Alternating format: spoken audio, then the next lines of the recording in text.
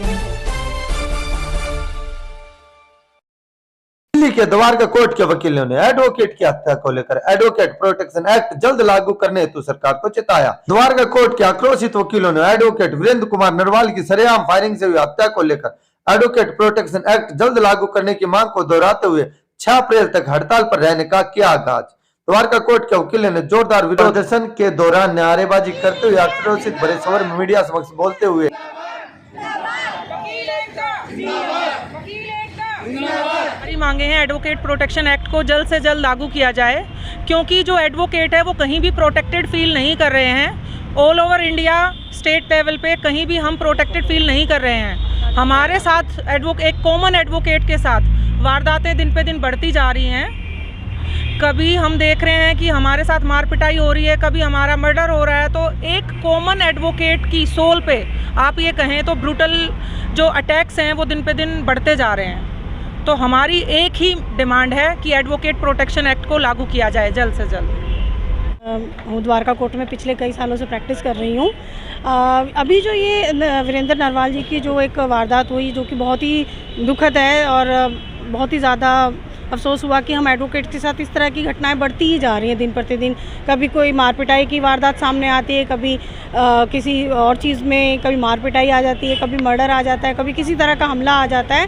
और 2021 में BCI ने अपना 7 मेंबर्स की कमेटी बना के उसका ड्राफ्ट तैयार करवा दिया था, लेकिन मुझे समझ में नहीं आता कि इसको अभी तक सेंट्रल गवर्नमेंट ने पास क्यों नहीं किया। एक बार सेंट्रल गवर्नमेंट इसको पास कर दे तो स्टेट गवर्नमेंट अपने हिसाब से इसको लागू कर देंगी। हमारा जो डिमांड है एडवोकेट प्रोटेक्शन एक्ट के लिए, क्योंकि आए दिन वारदात लॉयर का ऊपर हो रहा है। राजस्थान में देखिए, यूपी में देखिए, दिल्ली में भी। इसलिए हमारा डिमांड है एडवोकेट प्रोटेक्शन एक्ट, क्योंकि हमारा जो प्रोफेशन है वो डायरेक्टली क्रिमिनल का एगेंस्ट में हम केस कोर्ट में ये कर रहे, जस्टिस दिला रहे हैं।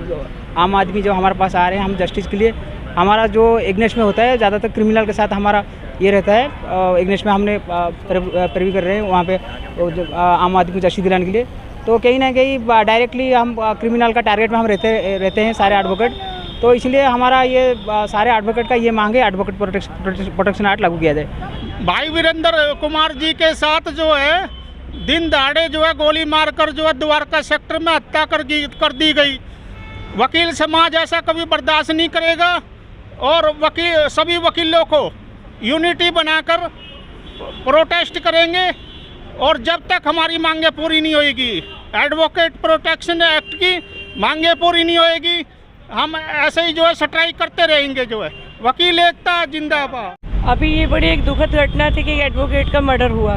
तो एडवोकेट प्रोटेक्शन एक्ट अगर लागू हो जाए तो उसमें लोगों में जागरूकता आ जाएगी, थोड़ा सेफ हो जाएगा अपने लिए भी। और एडवोकेट प्रोटेक्शन एक्ट के फ़ायदे अनेक है, क्योंकि उसका अनेक फ़ायदा ये है कि एडवोकेट को प्रोटेक्ट मिल जाएगा। जो लड़ाई झगड़ा जनरल पब्लिक करती है, वैसे भी जो लड़ाई झगड़ा होता है उससे वकीलों को थोड़ी सेफ्टी मिलेगी।